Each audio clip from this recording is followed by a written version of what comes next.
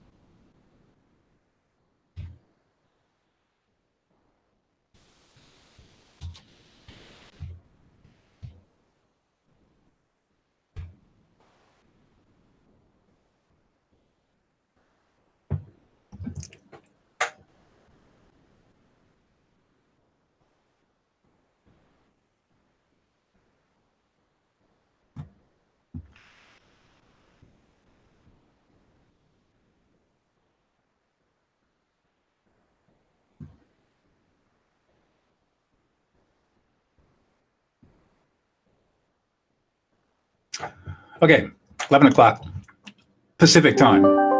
Yep, and there's my calendar going off. I get rid of that. So my name is Doug Knoll. You may or may not know who I am. I am a visionary peacemaker and best-selling author.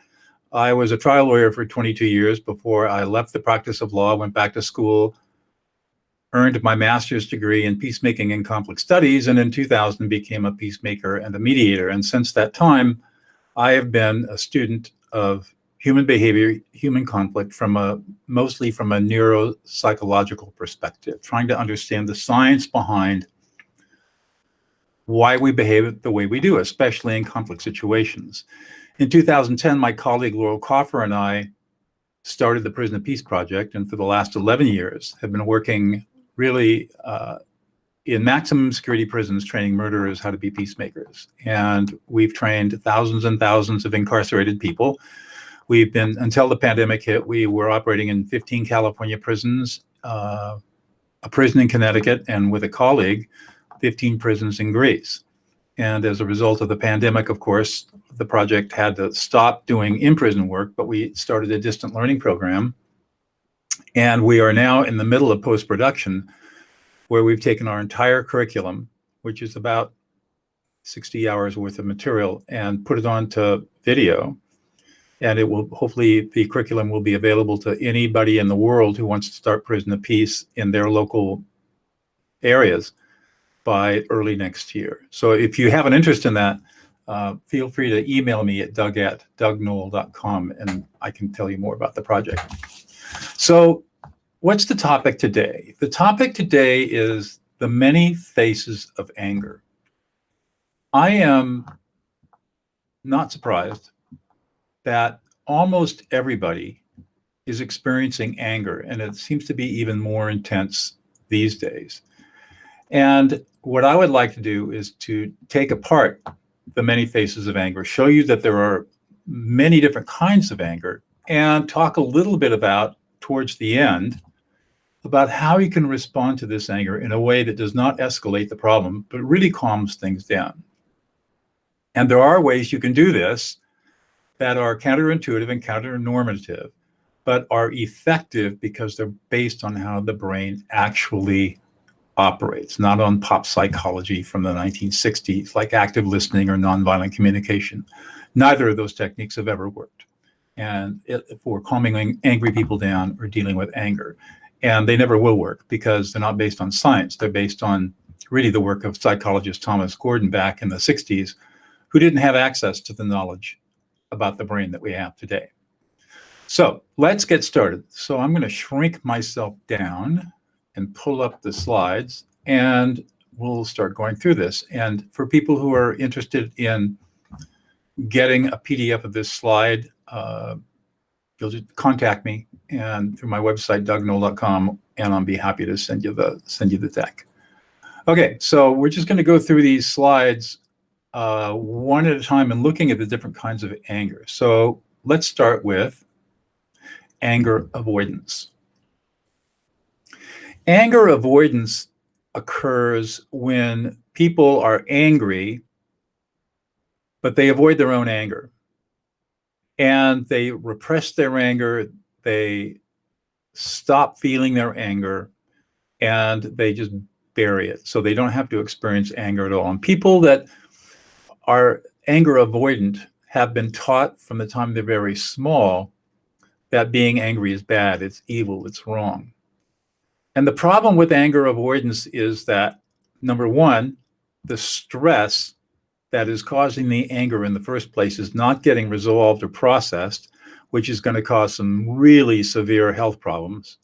And two, at some point down the road, it's going to be like a big water balloon. You fill that water balloon up and you squish it and squish it and squish it and move it around and push it, and it's going to explode on you.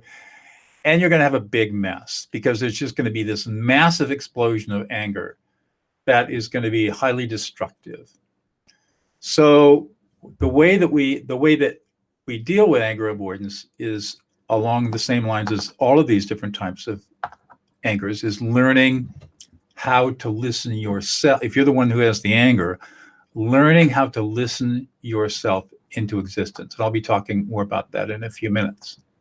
So that's anger avoidance. The next one is called passive aggressive anger. And we've all experienced passive aggressive anger. This is where people say yes and do no. They are angry, but because they feel like they're in a weak power position, they can't express their anger appropriately because they might get punished for it. And so you'll see a lot of passive aggressive behavior in relationships, and you'll also see it in workplace conflicts where people do not want to take personal responsibility, risk, or personal accountability for what is wrong.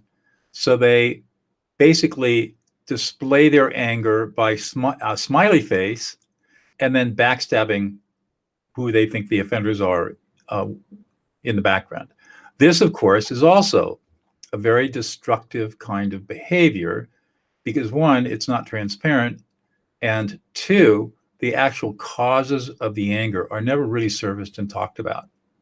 Part of the problem is that when we are confronted by anger, most of us become defensive or hostile or counter-aggressive, or we try to justify, rationalize, or solve the problem because we've never been taught how to work with the anger of another person in a way that literally calms that person down in literally seconds. So passive-aggressive anger, very common. And if you've experienced any of this, please feel free to comment and let us know what your experience has been. The next kind of anger is called betrayal anger. This is the anger that you experience when somebody has breached trust with you. They have betrayed you in some way. You've put your trust in another person. It could be a relationship, it could be a work relationship, it could be a personal, intimate relationship, family relationship. And somebody has done something that breaches trust, and usually it's going to cause you some kind of loss or injury. And the kind of anger that you have with betrayal trust is deep and intense because you feel like you've been violated. Your identity has been threatened. The rock that you thought you stood on has turned out to be sand. Now, you may be confronted with betrayal anger. For example, somebody may accuse you of breaching trust or betraying them. And your immediate response, assuming that you didn't do that, will be, of course, to defend, justify, excuse, explain, or problem solve. And the common experience that you have all had when that happens is that you just make things worse. And that's because the person who is accusing you of betrayal anger doesn't want the problem fixed.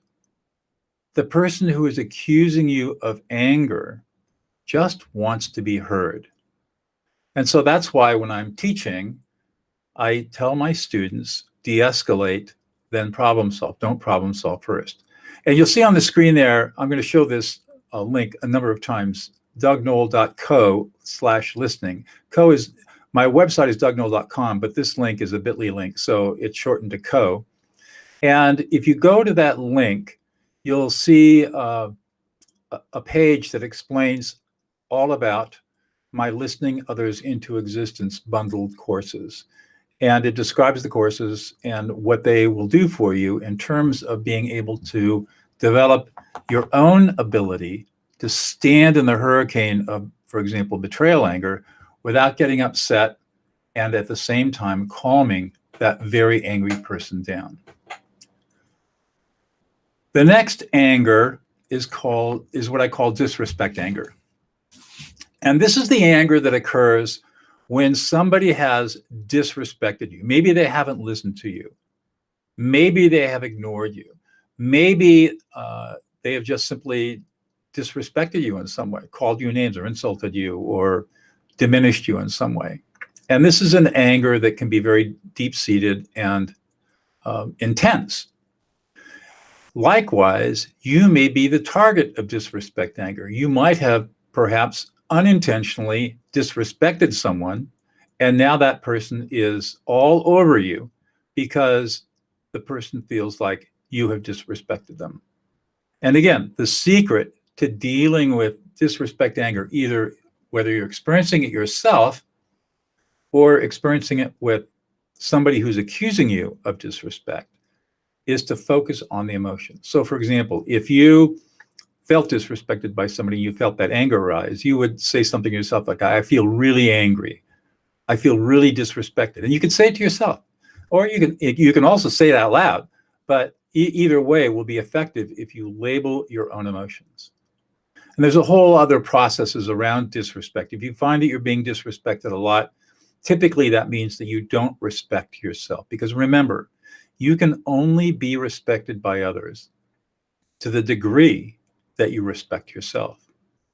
And again, if another person accuses you of disrespect, rather than trying to deny, fix, justify, problem solve, make things right, first, you need to acknowledge the anger. And you would say something like, oh, you're really, really disrespected. You feel really disrespected. You're really pissed off. You're really angry.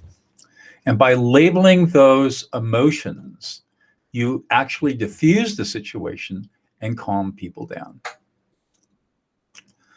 The next kind of anger is paranoid anger. This is the kind of anger that arises when someone feels like everybody's out to get them, and they really get angry about it. This is a difficult kind of anger to deal with because it may be a deep-seated paranoia or fear of danger by other people. So again, the solution to dealing with paranoid anger is not to deny it. Oh, you're crazy. You're not paranoid. I mean, you're paranoid. What are you thinking about? Why are you accusing me of this? Why do you think I'm going to harm you? All the typical responses that you might make to a paranoid anger, of course, just escalate the problem even further. And again, acknowledge the anger. Oh, you're really angry. You're really anxious. You feel unsafe. And by doing that, you diffuse the situation. The person feels heard and their anger diminishes. Then we have sudden anger. We have all experienced this.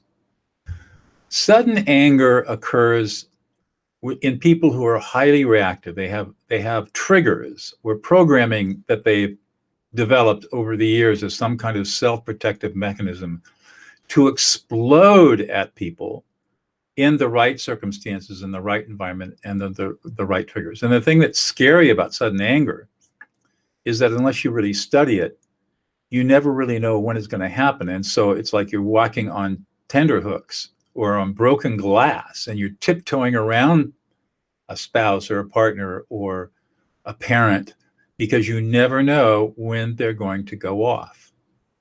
And that creates a lot of anxiety and a lot of stress. So again, like all the other kinds of anger, when somebody is reactive and explodes, don't take personal responsibility for their anger. Don't try to problem solve. Don't try to fix things. The only thing you can do that will work is to listen them into existence. And if you want to learn the actual skills of how to do that, there's the link that you can go to the page that describes the courses and answer your questions about what benefits you get when you learn how to listen to emotions.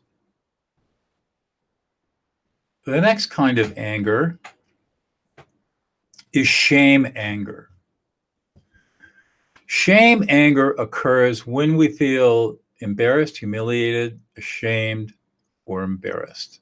Usually because somebody else is, either we've done something that causes us to have that reaction, or somebody has tried to shame us. And especially if it's unjust or unfair, and we have triggers of shame going back to childhood programming, it tends to produce a deep anger. And shame anger can be directed at you, and you may not even be the cause of it. It's just that somebody got triggered, a person got triggered and started accusing you and of unjustly creating shame in them. Now, because shame is such a strong emotion, and it's one of our basic affects, it's a physiological state that ultimately is constructed into emotion. And because it's very painful, people will not admit to shame anger. What they will do is get very, very angry, and it'll be unclear as to what's going on. And so one of the things that you need to explore is this shame. So you might say, if somebody's really angry, say you're really angry, you're really frustrated, you don't feel listened to, you don't feel heard, and you feel a little bit ashamed. And if you get the nod of the head and a yes, that's exactly right, then you've hit the nail on the head and you've calmed people down. So shame anger is difficult to detect. But if you see intense anger, typically that intense anger could have a shame element attached to it. And all you need to do is label the shame, and oftentimes you can calm people down pretty quickly. Okay, next one, deliberate anger. So deliberate anger is, we could call it strategic anger. This is where people use anger to manipulate, and they're able to work themselves up into a frothy state and use that anger to scare, intimidate, and coerce others to their bid and their doing. You don't see a lot of deliberate anger, but there are people out there who are manipulative and exploitative, and they will use anger as a way of conveying information like, I'm tough, don't cross this line. There will be consequences if you cross my boundaries. So again, with deliberate anger, the solution is not to justify, defend, appease, rationalize, or defend. The key is to acknowledge the anger and reflect back the anger. Again, with these simple words, you're really pissed off, you're really angry. You feel, and whatever they might be feeling, you feel like you've been unfairly treated. You feel like you haven't been listened to. You don't feel supported. You don't feel appreciated. Whatever it is that you think might be causing this deliberate anger. Or you could say something like, you're not getting what you expected. Whatever it is, just keep working at it, labeling back with the you statement until you start getting that calm response. Next anger is addictive anger. Addictive anger occurs with people who get off on, they get high, they get a dopamine release, really, when they get angry because they get a feeling of power and superiority. And now it's a fleeting power, and it's got a heck of a hangover, but nevertheless, there are people who get addicted to anger because they feel good within themselves about getting angry because it's their way of trying to deal with an intractable problem that they otherwise do not have the capacity to solve. And again, listing the addictive anger into existence is the key to calming people down. And there's the link again to the website. If you go to that page, you'll learn about the skills that you can master that will help you deal with all of these different kinds of anger. All right, what's next? Habitual anger. You've all met grumpy old men, and habitual anger occurs with people who have just gotten into the habit of being grumpy and mad all the time.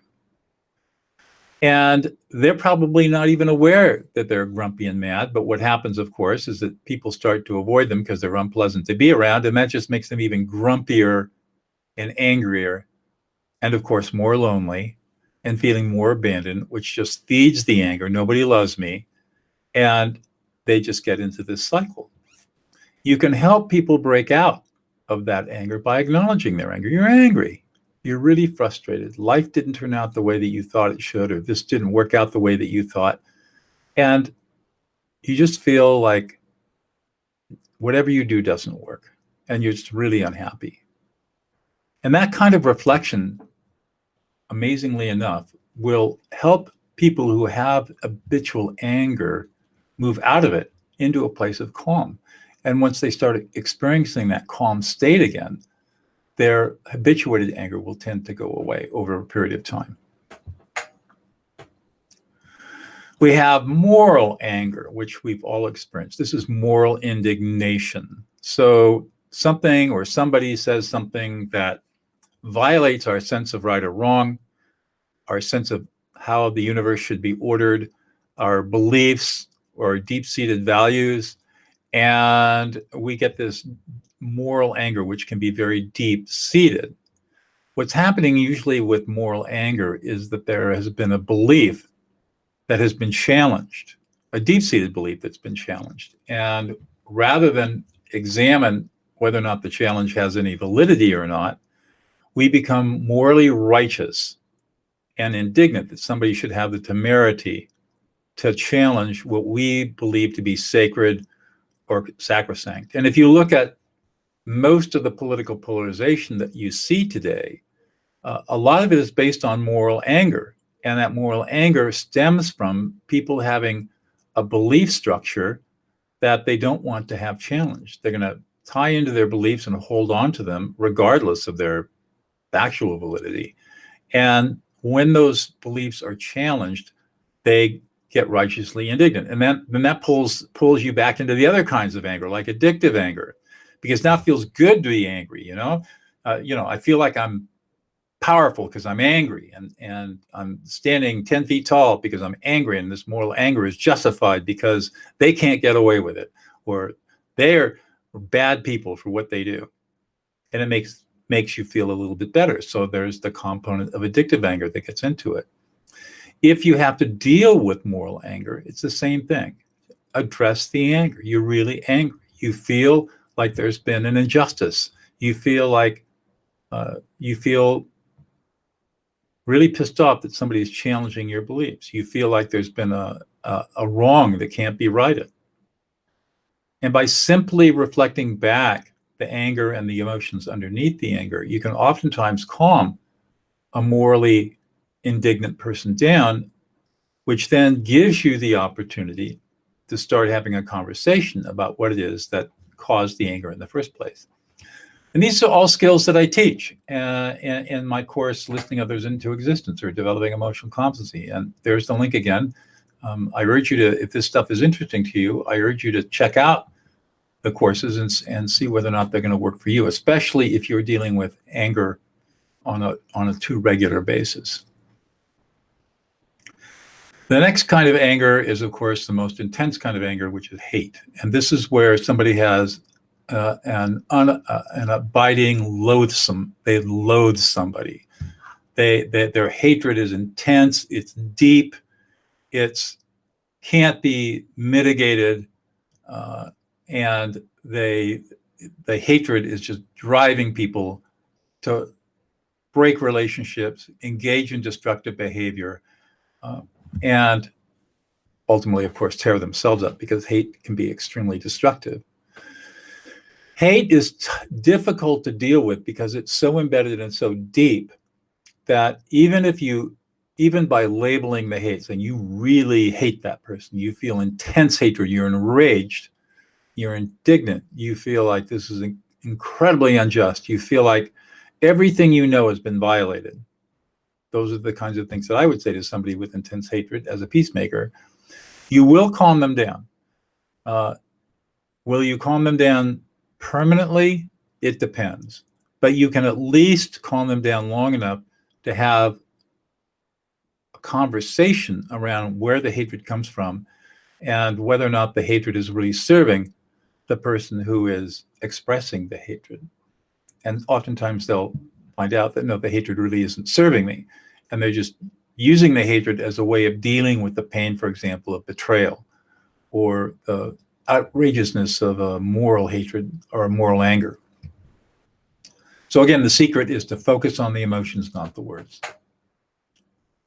All right, so I've described the secret sauce for dealing with all of these different kinds of anger. So now I'm going to just lay it out for you so that you can understand what it is. Now, just because I give you the secret doesn't mean that you can master it. And again, that's why I've created these courses, because there's a lot of knowledge you need to have in order to deploy this secret effectively.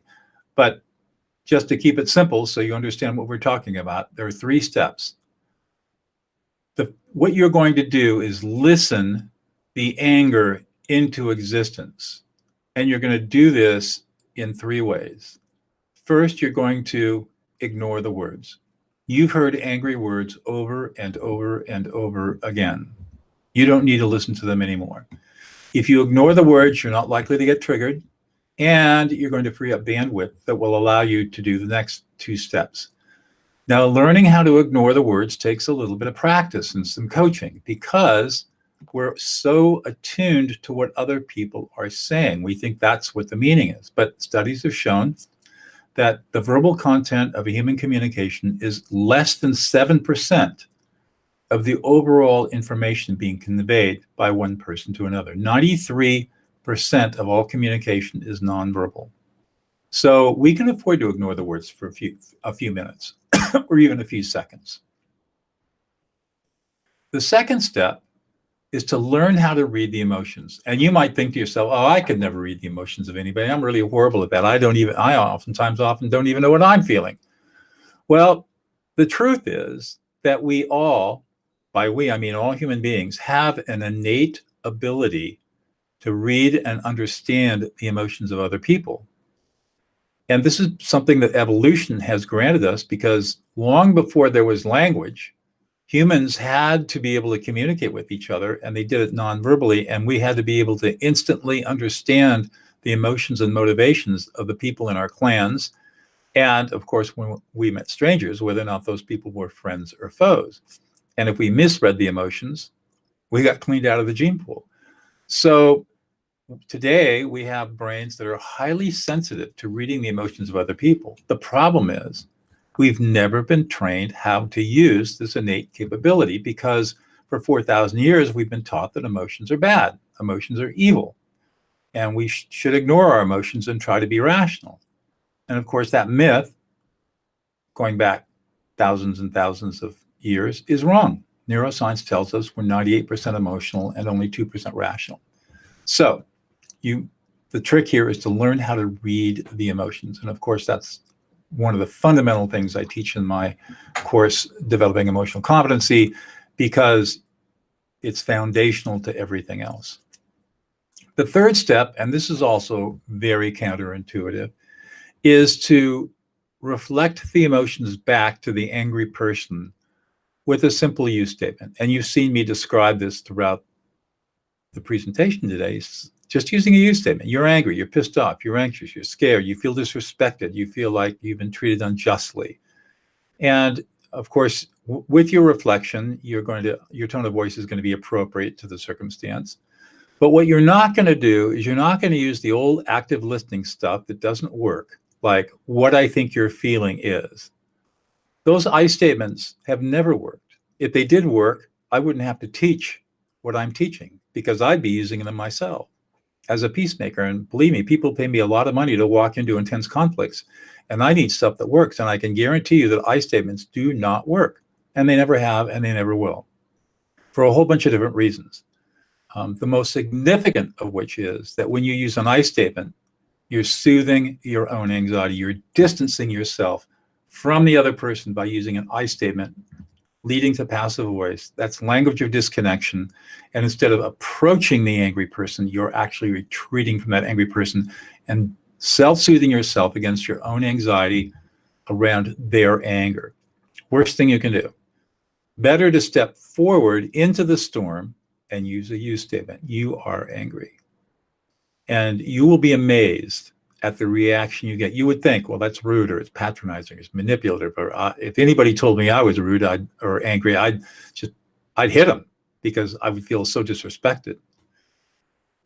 Every time somebody tells me that, I do a little experiment with them, and I literally listen them into existence.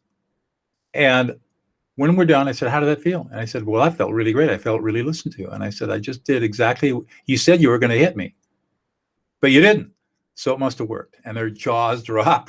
And they say, wow, that's really amazing. I would have never guessed. And of course, we would never guess because this is all based on new neuroscience. The studies aren't even 13 years old. So reflect the emotions with the use statement. And when you get a nodding of the head and a yes, then you've calmed them down, and then you can move on to any kind of problem solving or further conversation that you think might be useful. So that's the secret. Listen to other people, listen the anger into existence by ignoring the words, reading the emotions, and reflecting the emotions with the use statement. So here is the link again for the full course that can teach you all of these skills and much, much more. I really have taught this to many, many people. I've taught this to people as diverse as incarcerated people in maximum security prisons, to members of the Congressional Budget Office, teaching them how to de-escalate members of Congress. So it works on every human brain, every culture, and it's extremely powerful. And if you learn and master these skills and have to deal with anger, you will find that you have a powerful new set of tools that can make your life much more peaceful, much calmer. I've had parents tell me that after learning these skills and using them on their 2- and 3-year-old toddlers, that tantrums disappear in literally months, never to reappear. I've had parents tell me that they've used this with their Asperger's children to great effect, calming people down. I have had spouses write to me and say they've used this on their partners, their spouses, who are on the autistic spectrum to great effect. I've had caregivers talk about how they've used these skills with people who are suffering from different forms of dementia or Alzheimer's to great effect. So it's extremely powerful. And if you really want to change your life and transform your life, take a look at the course and think about learning the skills that I teach in it. Okay, well, that's it for today. 34 minutes, about as far as I wanted to go with you. And please feel free to reach out to me at my email address, which is doug@dougnoll.com. doug@dougnoll.com. And that is going to be the end of our session. Thanks for joining.